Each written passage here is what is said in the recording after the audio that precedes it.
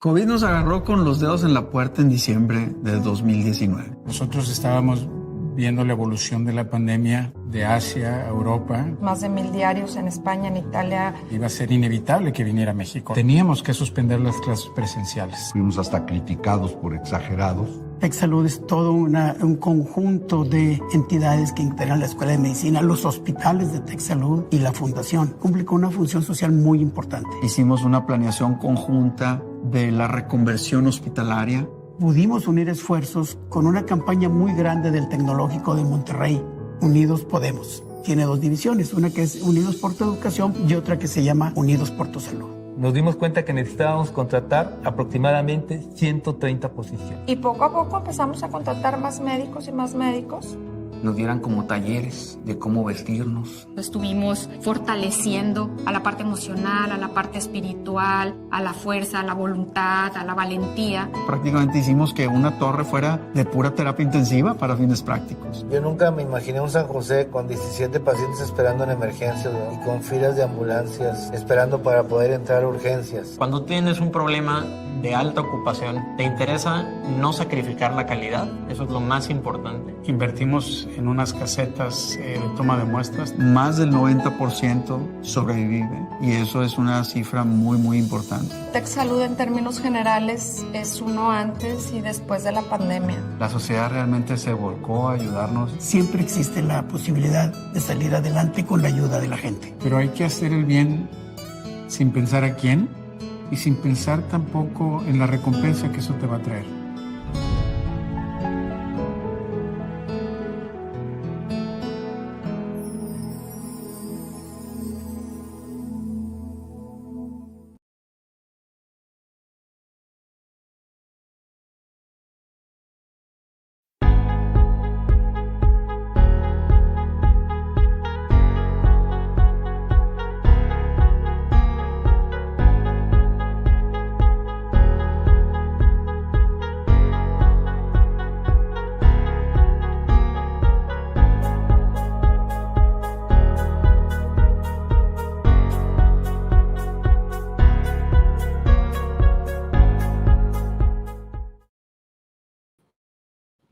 Hola, buenas tardes. ¿Cómo están todas, todos amigos, amigas de este webinar de Salud en Común? Soy Fernando Castilleja y les doy la bienvenida a esta nueva edición de este webinar, de este programita que tenemos todos los lunes, ya esta es la tercera temporada y gracias a la preferencia de todos ustedes que nos permiten entrar un ratito en su celular, en su dispositivo móvil o en la casa donde estén, pues gracias por dejarnos participar con ustedes en estas mesas de discusión que durante un buen tiempo hemos tenido ya la oportunidad de poner diferentes temas y cada uno de ellos con muy bonita respuesta, con muy padres comentarios y pues gracias a ustedes estamos aquí poniendo gorro a esta hora de la tarde de nuevo. Y hoy pues les damos la bienvenida otra vez desde el piso 15 de aquí del Hospital Zambrano en León. Vamos a tener una conversación muy padre que tiene mucho que ver con COVID, pero no solamente con COVID, sino con todo lo que ha habido alrededor de nosotros desde el punto de vista de bienestar y de nutrición y cómo es que llegamos, como les dije en el video hace ratito, nos agarró con los dedos en la puerta, significando que no sabíamos nada de la enfermedad, pero también nos agarró bien enfermotes como sociedad. Y entonces vamos a platicar con dos expertas del tema que ahorita les voy a presentar sobre estos temas. Y pues ya saben, todos los comentarios, dudas, preguntas o cosas que nos quieran compartir, por favor, a través del chat, directamente ahí en el Facebook, que es donde más nos estamos exponiendo en este momento, directamente, y nuestro equipo las nosotros, y si no, las irá también contestando el equipo con el que estamos trabajando en producción. Gracias a la gente de producción, Víctor, Sarita, gracias, Maggie, que están ahí atrás haciendo esto posible. Y pues bueno, a nuestros amigos de los medios que están por ahí, gracias por acompañarnos con sus notas. También es muy relevante para nosotros poder colaborar con ustedes en esta difusión de contenido responsable, de contenido fehaciente, true facts, no fake news, porque luego eso lo ven por todos lados con esta crisis de infodemia. Muy bien, pues vamos a dar paso a la conversación del día de hoy y voy a presentarles a nuestras queridísimas invitadas conocidas. Voy a decir que desde hace muchos años, sin revelar la edad, por supuesto.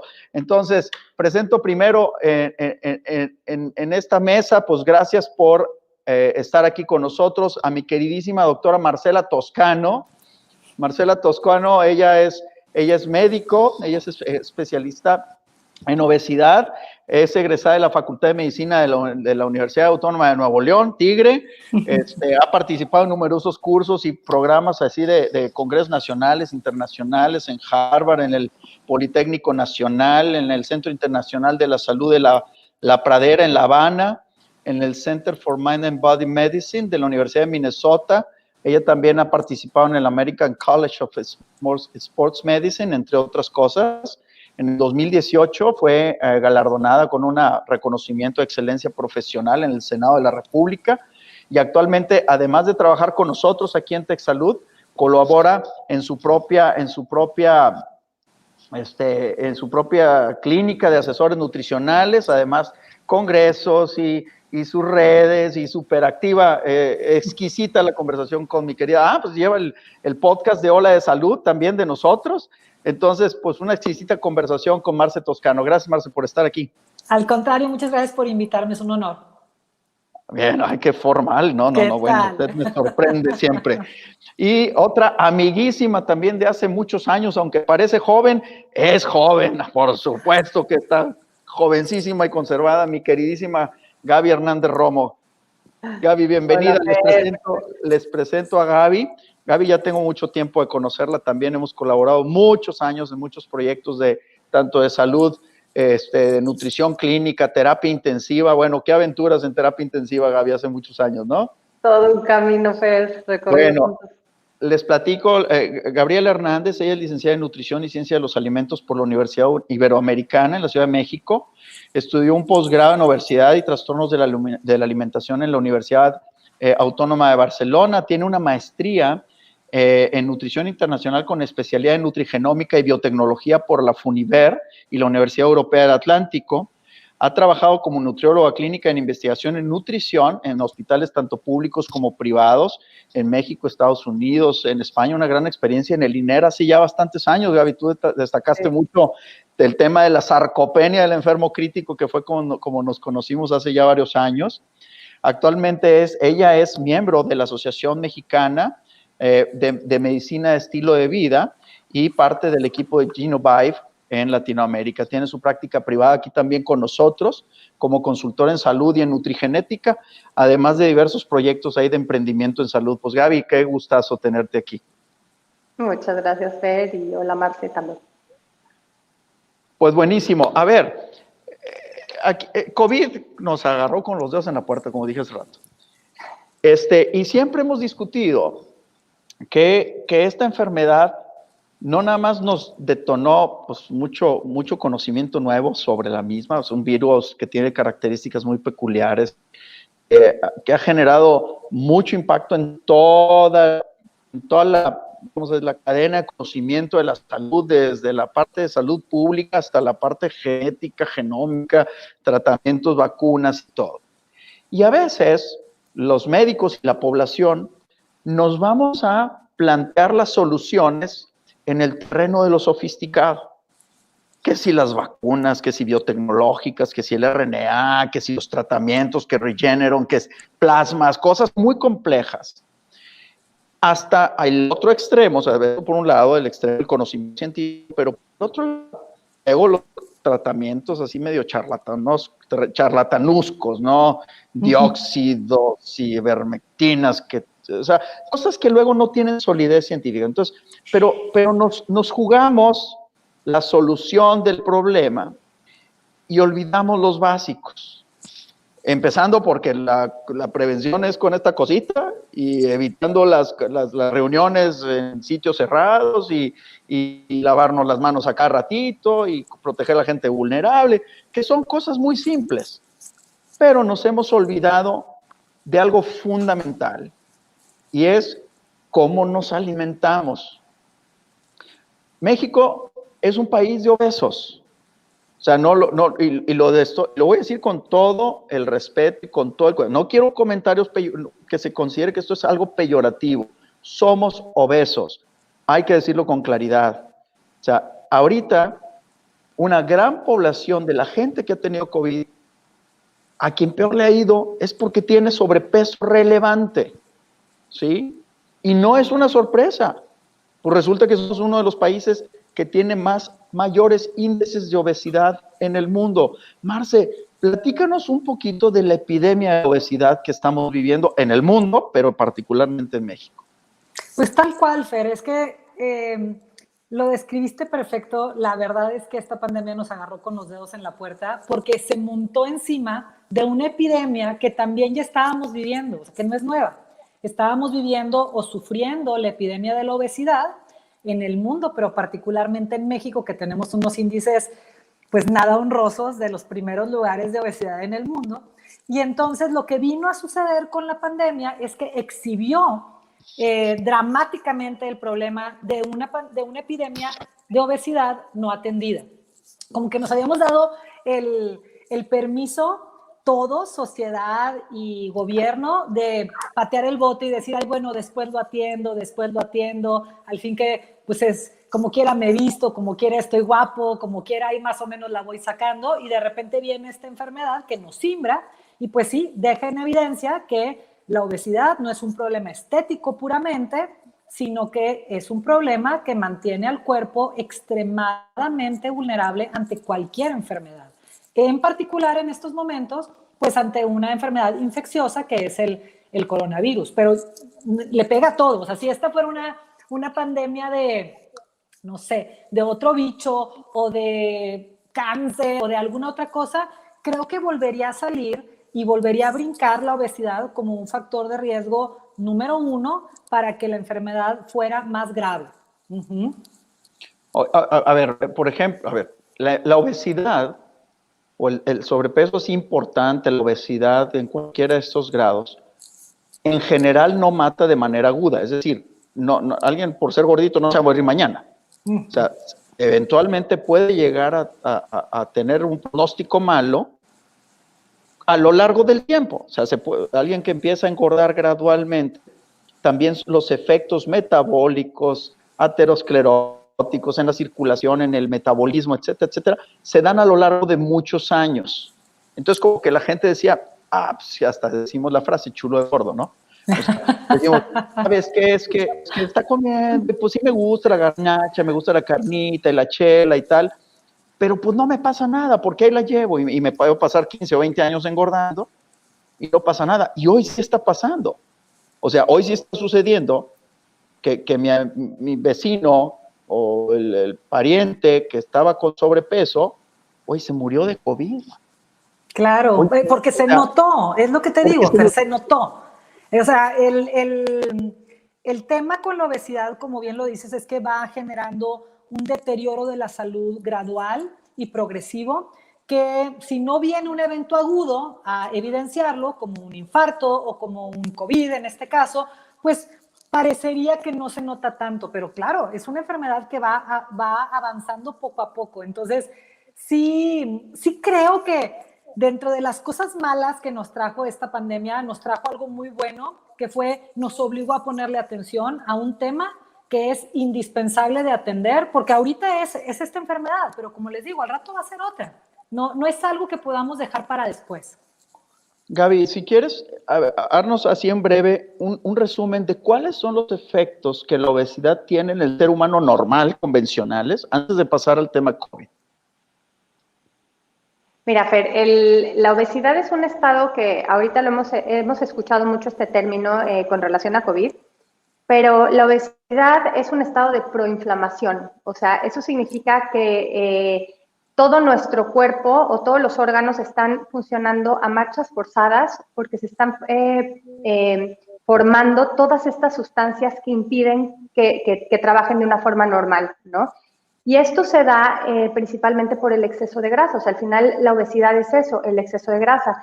Y lo que más se ha visto que produce este estado proinflamatorio es la obesidad central, ¿no? Una obesidad mucho más asociada a los hombres, la típica la barriga, ¿no? ¿Por qué? Porque al final la grasa se está localizando en un lugar donde están los órganos vitales, ¿no?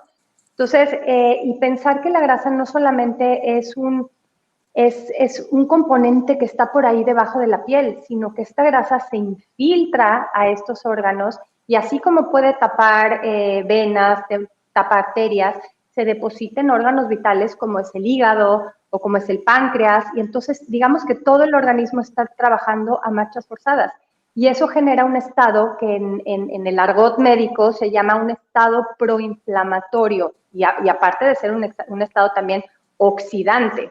Entonces, por eso al final nosotros como especialistas en alimentación, en nutrición, pues tenemos que recomendar lo contrario, ¿no? Lo que mitigue todo ese estado proinflamatorio, alimentos antiinflamatorios, alimentos antioxidantes, ¿no? Para poder tratar de disminuir esta inflamación. O sea, entonces, como decía Marce, al final nos enfrentamos a una enfermedad que por sí sola ataca muchos órganos, genera una cascada impresionante de inflamación por sí sola en un background y en un estadio previamente inflamado, ¿sabes? Por la obesidad. Entonces, es más o menos lo que sucede, y esto, les digo, se ha asociado más a esta grasa abdominal, que es como que, digamos, la más peligrosa. A nuestra querida Ale Ponce, a quien le enviamos un saludo también, nos hace una pregunta. Entonces, no es la obesidad per se, sino las consecuencias, a ver cómo decía, sino las enfermedades crónicas que tienen las personas. Yo creo que son las dos cosas, ¿no creen?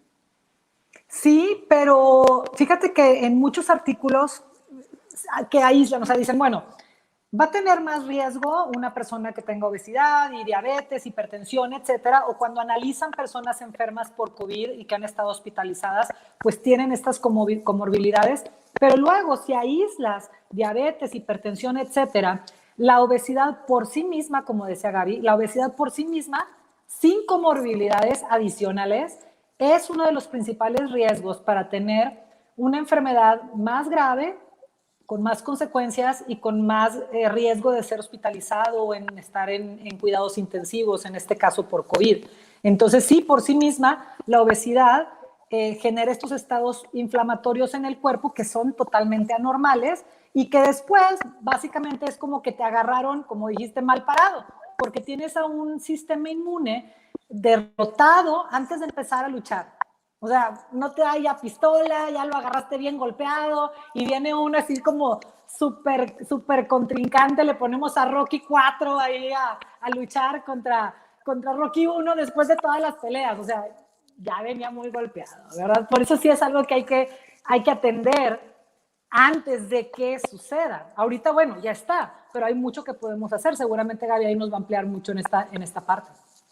Y ahí nada más quisiera sumar también, aparte de la parte metabólica y de todas estas complicaciones a nivel interno, que es lo que nosotros no vemos, complicaciones mecánicas. O sea, al final nosotros vemos que el peso que hay, sobre todo, como les digo, en la parte central, si eso lo extrapolamos a un paciente COVID grave, a un paciente COVID que requiere intubación y a un paciente COVID que requiere estar ya sea pronado o acostado por la hospitalización, toda esa grasa que está contenida en esa zona, pues hace una presión excesiva a nivel pulmonar y eso dificulta también el progreso o que la enfermedad por COVID progrese. Entonces, al final también tenemos, aparte de toda esta parte metabólica y proinflamatoria, tenemos esta parte mecánica, ¿no? Que es toda esta presión que va a impedir que una persona respire bien por el hecho de que tiene un abdomen prominente, ¿no? Entonces, son muchos los factores que se conjuntan en la obesidad y bueno, pues a eso le sumamos, como decía Ale, bueno, pues también todas las enfermedades crónicas que se relacionan con la enfermedad por exceso de grasa. De hecho, seguramente tú lo recuerdas, Gaby, a ti te tocó estar con nosotros cuando la epidemia de influenza y en aquel tiempo también a quienes peor les iba era a los individuos que tenían sobrepeso relevante. Y has tocado un punto importantísimo, la limitación pulmonar a la expansión del aire al entrar a los pulmones implica una reducción y una restricción y una alteración en el tema del oxígeno. Por eso a la gente le falta tanto oxígeno. Y un punto que no hemos tocado es la debilidad muscular, tanto por la propia debilidad muscular que se adquiere durante el internamiento o la enfermedad grave, como por la sarcopenia del paciente obeso. Es decir, la falta de densidad muscular que usualmente la persona con obesidad tiene, o mejor dicho, no tiene músculo, tienen grasa. Y ahí dices algo muy importante, Fer, que siempre se me hace valioso poner en la mesa, porque de pronto las tablas de peso que se usaban antes para el peso ideal y todo eso, quedan un poco fuera de actualidad, porque puedes tener diferentes complexiones y diferentes pesos que son saludables para diferentes complexiones. Entonces, no todo es un tema del peso por sí mismo, sino que también tiene mucho que ver con el nivel de actividad física. Se hizo un estudio que muy relevante que se llamaba Fitness versus Fatness, que es personas que hacen ejercicio contra personas que tenían exceso de grasa en su cuerpo.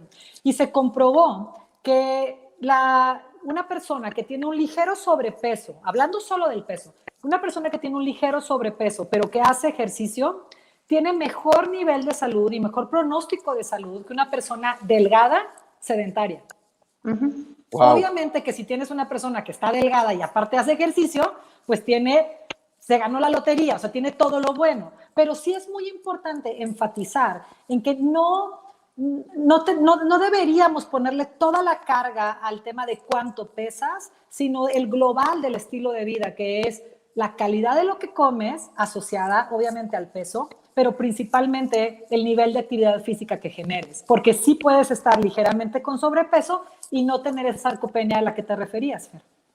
Perfecto, o sea, entonces, el tema es no concentrarte en estoy pesado o no estoy pesado, sino es qué estoy haciendo para sostenerme en un estilo de vida, si puedo controlar el peso, más bien en el sentido del control de la grasa en exceso y promover el crecimiento muscular a través de actividad física, nutrición apropiada. ¿Algo así sería la idea? Exacto, porque además tú puedes tener una persona que se obsesione con el tema del peso, porque oye, dicen que la obesidad es muy mala, entonces me voy a obsesionar con la báscula, y pueda llegar a obtener un peso muy pequeño a través de mecanismos pues dañinos, como tener una dieta inadecuada o tener miedo de hacer ejercicio, porque si haces ejercicio pues puedes aumentar tu masa muscular y eso se va a ver reflejado en el peso.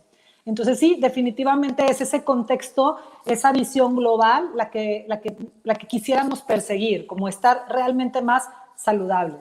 Total, aparte de nadie te va a venir a pesar. No es como que, ay, ¿cuánto pesas, Fer? Ay, qué guapo. No, es, ay, qué bien se ve o qué saludable, qué buenos estudios. ¿Estás de acuerdo que nadie te va a estar preguntando tu peso?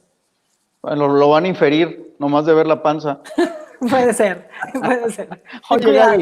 Oye, Gaby, ¿hay alguna predisposición genética para tener algún tipo de enfermedad asociada a la obesidad?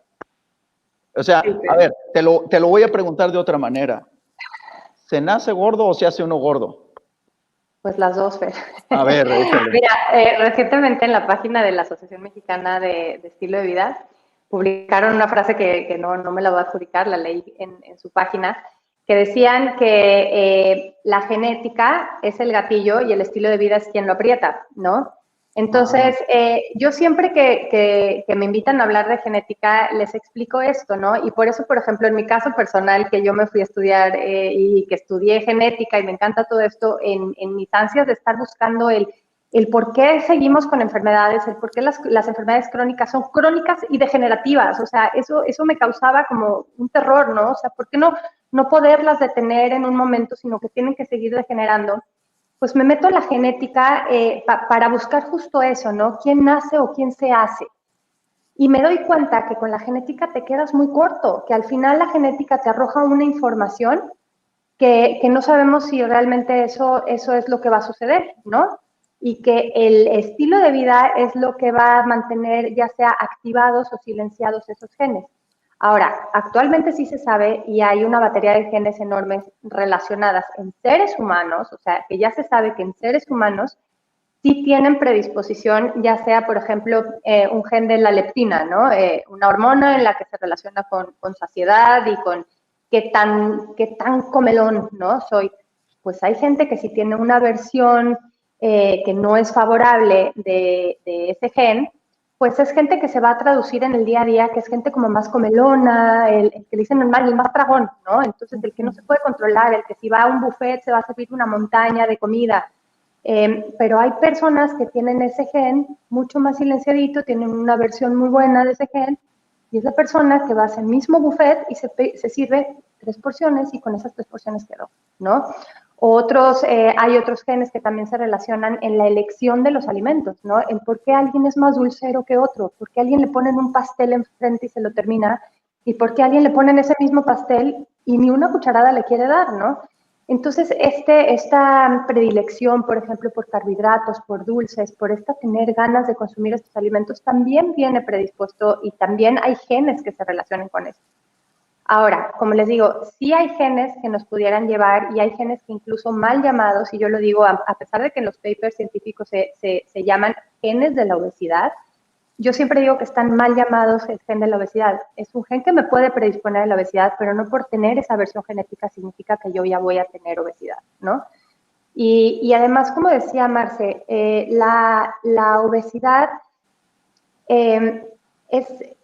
son números al final del día. O sea, lo más importante es lo que se hace durante ese periodo o ese peso, ¿no? Incluso en casos de infertilidad hemos visto que mandan los ginecólogos, es que tienes que bajar 15 kilos para poder embarazarte, y ves que solamente con hacer cambios en el estilo de vida se embarazan, ¿no?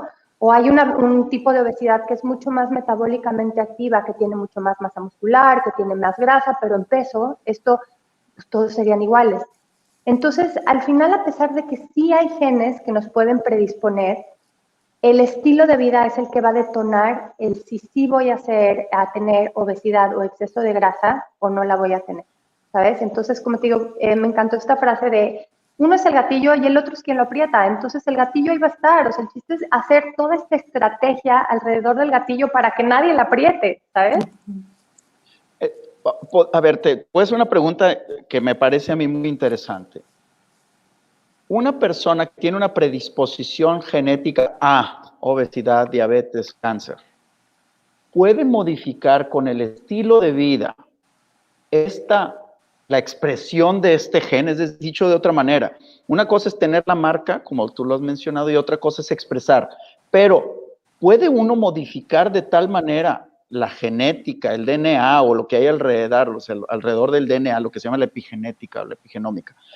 ¿Se puede modificar para que no suceda aquello a lo que se está predispuesto?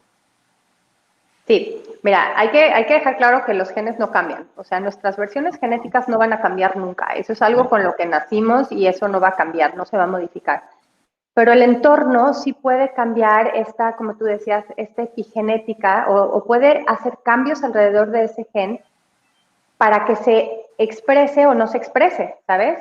Para que ese que te digo, ese gen que hace que la gente que coma mucho y que sean como mucho más ansiosos para comer, pues el entorno puede hacer que ese gen se mantenga un poquito más silenciado, ¿sabes? Entonces, ahora, conocer todo esto y te lleva a ti como profesionista a hacer todas las estrategias y conocer más al paciente y hacer todas las estrategias mucho más encaminadas. Pero también el conocer estos genes no es una seguridad de que realmente vaya a suceder, incluso con los genes de cáncer, ¿no? O sea, se han visto que gente que trae una batería de 6, 7, 8 genes de cáncer con muy malas versiones, no presenta cáncer en su vida, ¿no? Y eso mismo pasa con los genes que están relacionados no solo con la obesidad, Fer, sino con la elección de los alimentos y nuestro comportamiento hacia los alimentos, que también viene determinado en la genética. Entonces, no sé si quedó ahí claro. Pues la verdad es que muy buena la explicación, y a lo mejor ahorita con los siguientes, como vayamos fluyendo en la conversación, vamos a terminar por puntualizar algunos temas. Creo que hoy entonces, en este momento de nuestra conversación, hemos planteado el gran problema, que es un problema de obesidad y sus consecuencias, entre ellas la diabetes, la hipertensión. En varias preguntas han preguntado, buenísimo. En varias intervenciones de la gente que nos ha puesto en su chat sus conversaciones, han preguntado, oye, a ver, la hipertensión tiene que ver con el mal pronóstico en COVID, ¿puedo vacunarme, no puedo vacunarme? Si quieren, ahorita voy a tocar ese punto al final, pero ahorita, asociado a la obesidad está la diabetes. La diabetes es una enfermedad altamente prevalente en México, en Latinoamérica en general, pero en México en particular, muy asociada también a este incremento en la obesidad. La diabetes, Marce, hoy pone en riesgo a la gente, no nada más en COVID, sino en general. 100%. Y el problema grande es que, pues otra vez, pues como la obesidad y la diabetes están como íntimamente relacionadas, pues también nos tocó la rifa del tigre y entonces aquí en México tenemos índices altísimos de diabetes y particularmente en Nuevo León. La diabetes pues comparte esta problemática de los niveles altos de inflamación y de tener un sistema inmune deprimido. Y aquí quiero hacer como una pequeña nota, todavía dentro del tema de la diabetes, pero tomando un poquito lo que terminábamos de hablar hace un momento del tema de la genética como participante, que tenemos que, o sería valioso entender que somos nosotros y en nuestra interacción con el ambiente, como bien decían. Y esto no nada más para el tema de la expresión genética, sino también de nuestro comportamiento. Y ahorita lo asocio al tema de la diabetes. ¿Por qué? Porque a lo mejor yo tengo una genética para diabetes, pero yo entendiendo que yo puedo manipular mi estilo de vida, tengo una buena alimentación, tengo un buen ejercicio y controlo con eso la expresión genética de mi diabetes. Y ya estoy súper bien y tengo un súper estilo de vida y de repente viene un evento como este de la pandemia, donde me cambia el nivel de estrés del cielo a la tierra. Y entonces ese factor que no tiene que ver necesariamente con lo que yo estaba comiendo antes, ni mi estilo de vida, ni mi genética, sino este factor ambiental me puede hacer un disparo y me puede descomponer toda esa estructura que yo ya tenía, con la cual me mantenía saludable. Específicamente, déjenme puntualizarlo con el tema de la diabetes. Recuerden que cuando estamos expuestos al estrés, nuestro cuerpo reacciona, pero no discierne tipos de estrés. O sea, nuestro cuerpo reacciona con un, híngale, haz de cuenta, es como que un susto, ¿no? Pero no discierne si es un, uy, qué susto, subió el dólar, uy, qué susto, no encuentro mis llaves, o uy, qué susto, mi familiar está hospitalizado. Y la forma de reaccionar del cuerpo con nuestro sistema primitivo de defensa y huida es liberar hormonas del estrés para físicamente prepararnos para huir o defendernos. Y entonces fíjense qué interesante, porque ahí vamos a pegarle a casi todas las comorbilidades que empeoran el pronóstico en el COVID. ¿Qué hacen las hormonas del estrés? Pues como les digo, me preparan físicamente para huida o defensa. Entonces mi corazón va a latir con más presión y con más velocidad para bombear sangre a los tejidos, en este caso el músculo, para salir corriendo de esa amenaza. El cuerpo no sabe que es un COVID del cual no puede salir corriendo, pero lo interpreta igual. Entonces, sube mi presión arterial, mi frecuencia respiratoria se agita, se hace una respiración corta y agitada. También disparo reservas de combustible guardadas, por ejemplo, en el hígado o en los músculos, que es glucógeno. Lo disparo a la sangre en forma de gasolina pura para que el músculo pueda agarrar ese combustible y salga corriendo. Y esa gasolina de nuestro cuerpo es la glucosa. Entonces, chequen que cuando yo estoy percibiendo un estrés incrementado, gracias a las hormonas del estrés, que si fuera un león el que me está persiguiendo serían muy útiles, pero en este caso no tanto, me sube la presión, me sube la frecuencia respiratoria, se hace una respiración más corta y me sube la glucosa en sangre. Entonces, eso abarca y hace como esta gran bomba nuclear por la cual necesitamos ver el problema del COVID y el estilo de vida de una forma súper completa. Porque no, si yo estoy controlando muy bien mi alimentación, pero no estoy manejando muy bien mi estrés o mis emociones, tal vez mi control de glucosa en sangre no sea tan eficiente. Eso es algo muy importante de mencionar. Entonces, necesitamos verlo como por todos los niveles. No le podemos dejar todo a la medicina, a la tableta, no le podemos dejar todo a la comida tampoco, ni al ejercicio. También tenemos que incluir en esto, porque somos mente, cuerpo, espíritu, también tenemos que incluir tener mejores habilidades y mejores herramientas para el manejo del estrés, que en este caso, pues lo tenemos evidentemente mucho más alto de lo que lo teníamos antes de marzo del año pasado. De hecho, nuestra amiga Sara Ortega Alonso nos dice qué recomendaciones se tienen para mantener 24/7 en casa por la pandemia. Pues es lo que estás diciendo. ¿Qué les podemos decir, Gaby? ¿Cómo vivan con Netflix todo el tiempo? Estás en mute.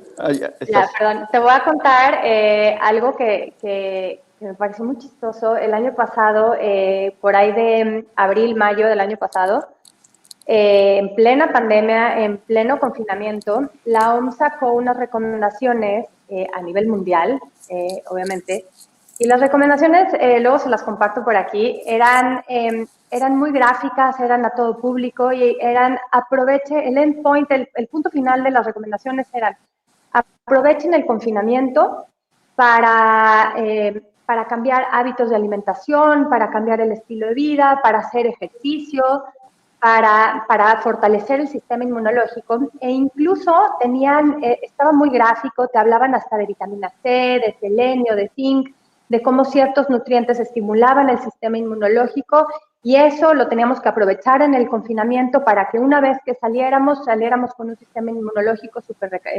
recargado, ¿no? Y súper fuerte. Entonces, cuando ves eso en papel, bueno, pues claro que te hace lógica, ¿no? Y más los que estamos en esta área de la salud, los que estudiamos esto, bueno, pues claro que te hace lógica, ¿no? Lo extrapolaban a alimentos, etcétera. Entonces, en papel, eso te hace lógica.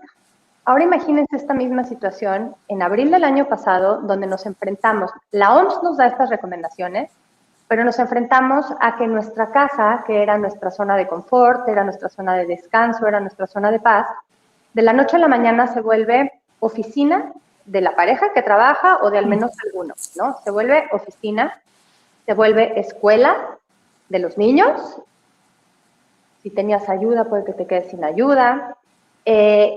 E incluso tenías que convertir tu casa en un gimnasio. ¿Por qué? Porque no podías ni siquiera salir a correr, ¿no?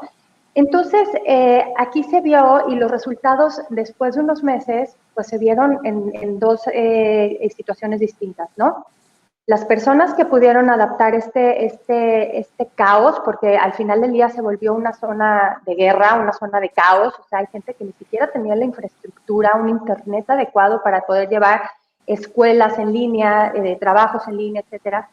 Gente que pudo adaptar todas estas recomendaciones que daba la OMS en papel a esta situación de caos, ¿no? Entonces, bueno, pues incluso hasta adaptó un gimnasio a su casa, incluso se levantaba más temprano porque no tenía que llevar a los niños, cocinaba mucho más saludable porque ya no tenía que salir a trabajar. Entonces, gente que vivió esta parte, gente que pudo adaptar toda su vida a esto, ¿no? Pero por otro lado tenemos gente, y ahorita que a mí me ha tocado atender en este grupo y en estos programas en los que estamos de prevención, que salen de la pandemia y salen del confinamiento, todo lo contrario, salen comiendo peor de como comían antes de la pandemia, con unos niveles de estrés muchísimo mayores de lo que tenían en la pandemia, sin trabajo, algunos, con exceso de peso, sin dormir por el estrés. Tabaco. Entonces, justo a eso iba a ser, alcohol. Entonces, hay que entender que parte de nuestra ansiedad y nuestro estrés se calma por la boca, ¿no? Fumar, beber, comer, es una parte muy fácil para calmar el estrés y la ansiedad, ¿no? Entonces, ahora, si estamos en una situación de estrés, pues, ¿por qué voy a cambiar algo que instantáneamente lo pongo en mi boca y empiezas a sacar todas estas sensaciones de placer, de que me siento bien? Bueno, pues obviamente, y eso adáptalo a una situación de caos. Yo decía, ¿en qué momento la OMS cree que esto se va a poder llevar a cabo, no? La realidad es otra. Entonces, ya unos meses después, y en el prueba y error, hemos estado más adaptados a este concepto que a mí lo odio, lo siento para todos los que lo usen, pero yo odio el concepto de la nueva normalidad, lo odio. Nos adaptamos todo esto nuevo a vivirlo en casa, pero nos tardó casi un año poder adaptar esto, poder saber que si yo quiero comer bien, o lo hago dentro de mi casa, si quiero hacer ejercicio, o lo hago dentro de mi casa, o me expongo al virus. Entonces sí, el estrés al día de hoy es un factor muy importante que nos impide poder tener unos hábitos saludables. Por todo esto que decía Marce, todas estas cascadas que suceden internas, y por esta parte mecánica que también les digo, una vez que yo meto algo a la boca, instantáneamente se empiezan a liberar sustancias que me hacen sentir bien. Entonces es un choque en el cerebro de decir, oye, me quiero sentir bien, me quiero comer esto, o quiero fumar, o quiero beber. ¿Por qué? Porque eso es lo que me va a calmar directamente la ansiedad y el estrés. Entonces, creo que todas las estrategias, Fer, deben de estar encaminadas para ya no ver a la nutrición ni a la alimentación como un acto aislado. La alimentación y la nutrición dependen de sueño, de estrés, de relaciones interpersonales, de vida espiritual, también como mencionaba Marcela. Entonces, al final tenemos que ver que la alimentación es parte de un todo y dejar de ver y de dar recomendaciones como si fuera un acto aislado, como si fuera un acto de solamente meter un alimento a la boca. Hay que ver todo el concepto. Es lo que ahora en el COVID se retomó el concepto de nutrición de precisión o el precision nutrition, ¿no? Que viene como parte de la medicina de precisión o ¿no?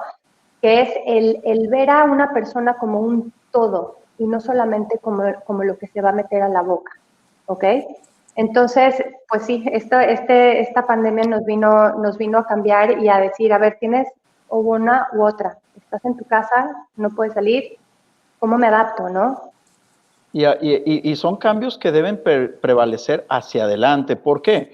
Porque, a ver, esta pandemia se va a terminar en algún momento. ¿Cuándo? Si al final de este año o a mediados del siguiente, con las vacunas, con los tratamientos que se puedan desarrollar y con las medidas de prevención que podamos hacer, eventualmente se va a controlar.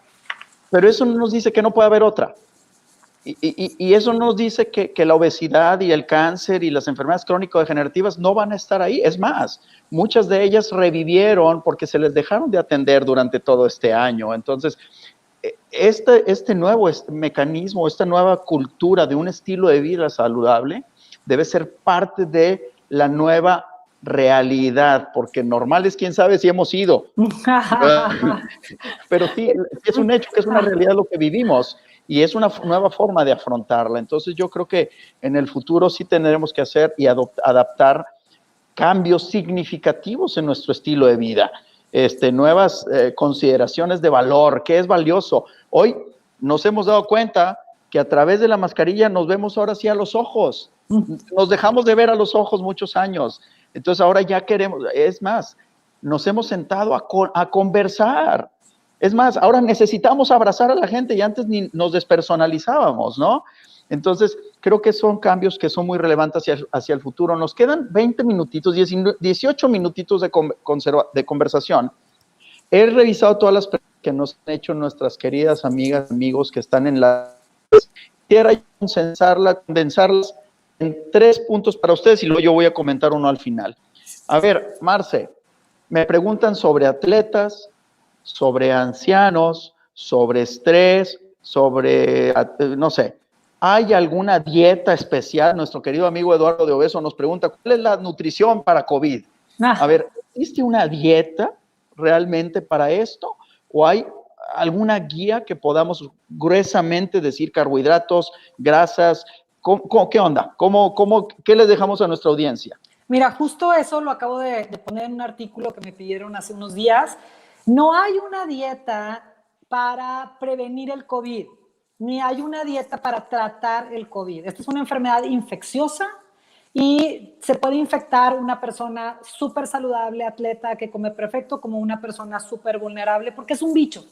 Lo que sí hace la diferencia, o sea, la dieta no te va a evitar que te enfermes, pero llevar una mala dieta va a hacer que tengas una enfermedad, o sea, que sea más fácil que si estás en contacto con el bicho, tú lo contraigas y que tu enfermedad sea más grave, más duradera y con más complicaciones. Entonces, es muy importante cuidar la alimentación, más hay que darle el lugar. No busquemos soluciones simplistas de que, si como mucho brócoli o si me tomo mucho jugo de naranja. O sea, no está en las pequeñas cosas, está como lo hemos enfatizado el día de hoy en el completo. Y te lo voy a poner como con un ejemplo porque creo que no hay que quitarle su peso a las medicinas, son súper importantes para esto. Y también la alimentación. Más cuando hablamos de pronto de suplementos y de querer... me voy a tomar la vitamina C o D o zinc o cosas que están ahorita como tomando relevancia sin atender la dieta, es como si no te has bañado y te pones perfume. O sea, vas a oler mal. Es más, si abusas del perfume, tal vez huelas peor que si no te hubieras puesto. De haber sabido. Exacto, Fer, no lo hagas, por favor, te conozco. No uses esa estrategia. No. Esto, lo que funciona no es, entonces no me voy a poner perfume. No. báñate y ponte un poco de perfume y entonces vas a sacar lo mejor del mundo. En este caso es, corrige tu alimentación, primero que nada. Eso es bañarse, es tener el básico a tu favor. Y además tómate un suplemento si lo necesitas, vitamina D, zinc, etcétera. Acércate con un especialista e infórmate. Pero no uses los suplementos para tapar un mal hábito de estilo de vida y mucho menos abuses de los suplementos para con eso cubrir una enfermedad, porque te puede salir más caro. Entonces, pues nada más así como pequeño resumen. Yo estoy segura que los ejemplos luego no se les olvida a todos los que nos están escuchando. Acuérdense, hay que tener la base del estilo de vida y luego apoyarnos con los suplementos vitamínicos o con las demás indicaciones que nos puedan dar. Pero lo más importante es hacernos responsables. La salud, hoy más que nunca, regresó a nuestras manos. Se lo dejamos mucho tiempo, esa responsabilidad de cuidar nuestra salud a los doctores. Y los doctores, pues, tienen una capacidad limitada si no nos ayudamos nosotros con el estilo de vida. Entonces hay que hacer buen equipo con los profesionales de la salud haciendo lo que nos toca. O sea, los diabéticos tienen un perfil de nutrición distinto al que tiene solamente sobrepeso, al que tiene una enfermedad renal o una enfermedad del hígado. Cada uno de ellos debe tener un perfil de alimentación, nutrición y estilo de vida con las mismas bases, los mismos principios, pero ya se debe personalizar en función de cada caso. Y a una ¿Es cierto, cosa, Marce? así como, exacto, y una cosa general, que todos ahí sí creo que ese es un acuerdo común en los profesionales de la salud, es hay que sí o sí disminuir la cantidad de azúcar que consumimos. O sea, eso es una cosa innegable.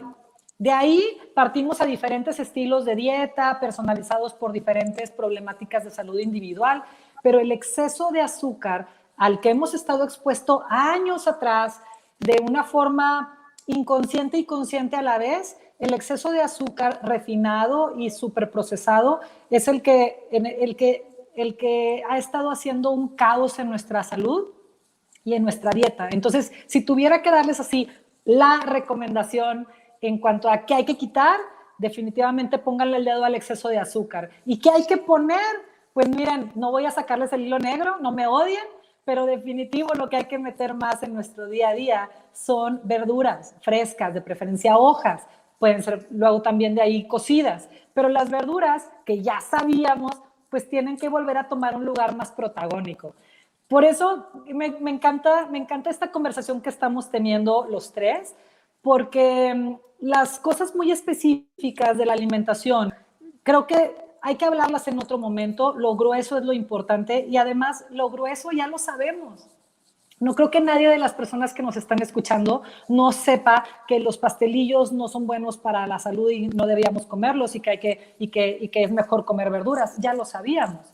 Pero es importante que lo veamos desde el por qué y el para qué, para que la motivación para hacerlo no sea una indicación de un doctor que te pone el dedo en la frente y te dice tienes que comer de esta forma, sino que ustedes, personas, o sea, amigos que nos están escuchando, tengan toda esta información de fondo que genere una motivación desde adentro, desde la pancita, desde el corazón, para decir, claro, me queda claro, esta es la forma en la que necesito empezar a comer, aunque me cueste trabajo, porque al final nos va a costar trabajo, cuesta trabajo estar enfermos y cuesta trabajo estar saludables.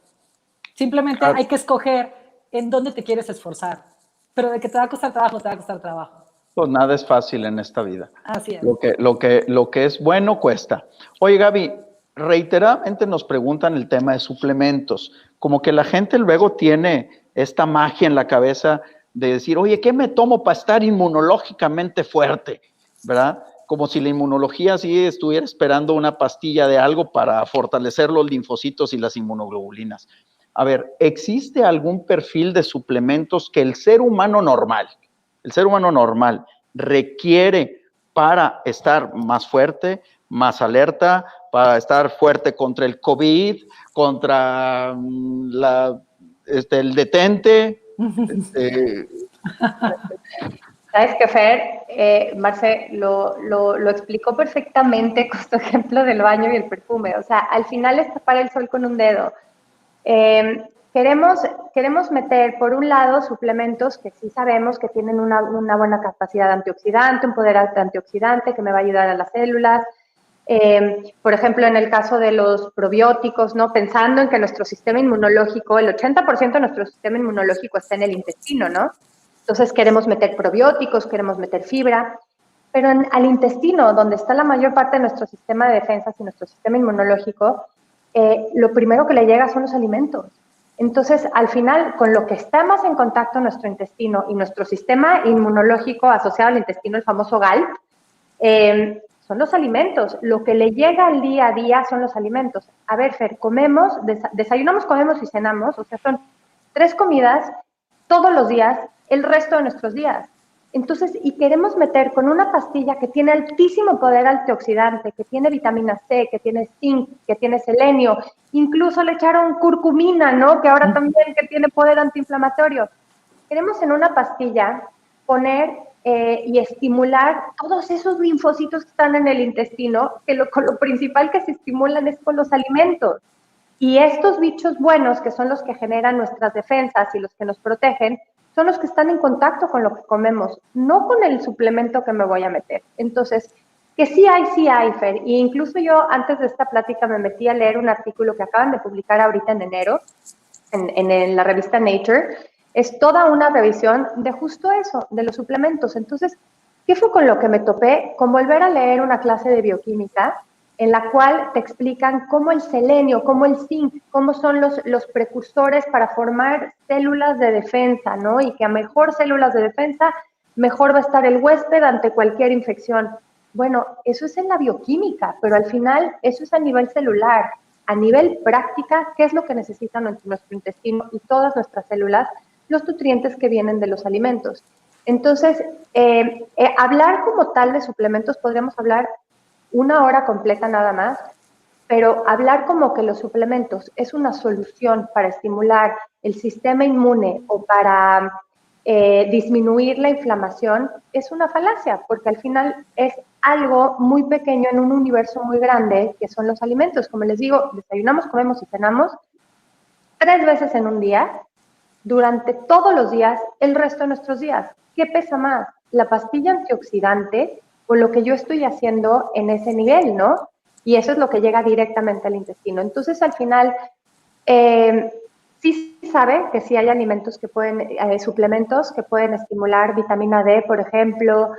Pero a ver, ahora no solamente vamos a hablar de la vitamina, los tendríamos que meter a las dosis. ¿A cuál es la dosis terapéutica? Que muchas veces depende de la dosis que cada uno trae en sangre, por ejemplo, en la vitamina D. Las prescripciones ya no es de ve y cómprate el botecito de 1000 unidades. No. Mídete en sangre, ve cuánto tienes en sangre y de ahí voy a diseñar tu plan de suplementación. Entonces, a nivel bioquímico, a nivel celular, sí podemos hablar de que sí hay suplementos que estimulan el sistema inmunológico o que pueden disminuir la inflamación por antioxidar, por actuar como antioxidantes. Pero al final, como decía Marce, o sea, es tapar el sol con un dedo. Es decir, estoy haciendo una mínima parte y una mínima fracción y no estoy dejando de hacer lo que más le impacta a mi organismo, que es lo que meto diario por la boca. ¿Existen algunos alimentos proinflamatorios que la gente debería evitar?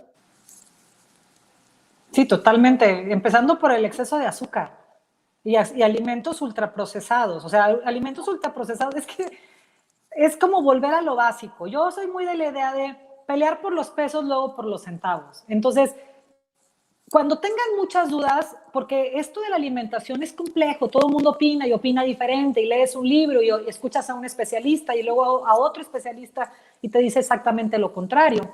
Entonces, cuando tengan muchas dudas, público querido, vuelvan a lo básico, de la naturaleza a tu plato. Mientras menos ultraprocesado esté, mejor. O sea, ¿qué vas a encontrar en la naturaleza?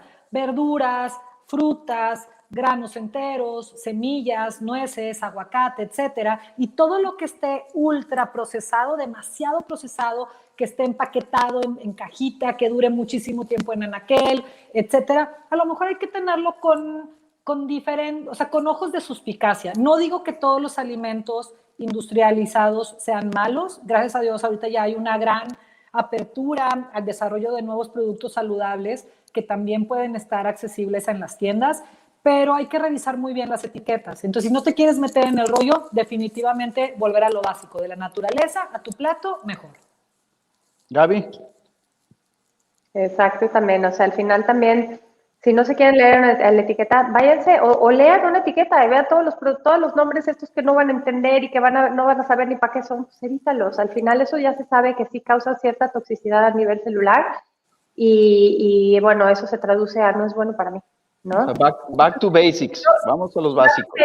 Y yo sí recomendaría que se acerquen con profesionales que muchas veces pensamos que estamos haciendo las cosas bien y lo único que nos falta es una ligera orientada, ¿no? Entonces, al final, busquen profesionistas, busquen equipos multidisciplinarios, o sea, al final, un profesionista no puede abarcar todo, o sea, al final busquen un equipo multidisciplinario que dé unas buenas recomendaciones, que haya comunicación en el equipo, que ustedes se sientan bien, que lo sigan por un periodo, porque al final lo que queremos al final del día es crear un hábito. Y si nos vemos a la parte básica de cómo se crea un hábito, pues un hábito se crea en 66 días, ya está comprobado, ¿no? Ya no son estos 30 ni 40, son 66. Entonces yo siempre los invito a métanse en un equipo multidisciplinario, hagan un plan de acción durante 76 días y tengan gente que los vaya apoyando todo este tiempo, porque realmente queremos hacer un hábito. Un hábito es lo que se hace de forma automática, y yo de forma automática, como me meto a bañar o me lavo los dientes,